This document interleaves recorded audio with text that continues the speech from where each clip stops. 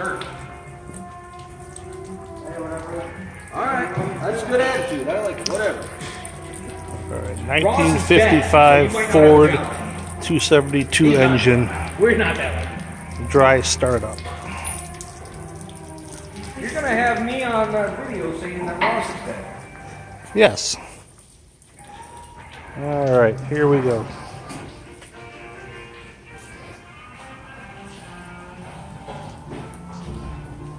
Can't.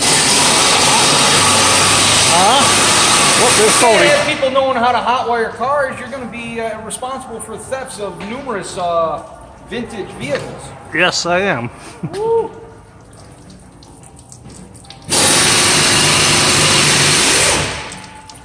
For some reason, this reminds me of a Home Improvement episode.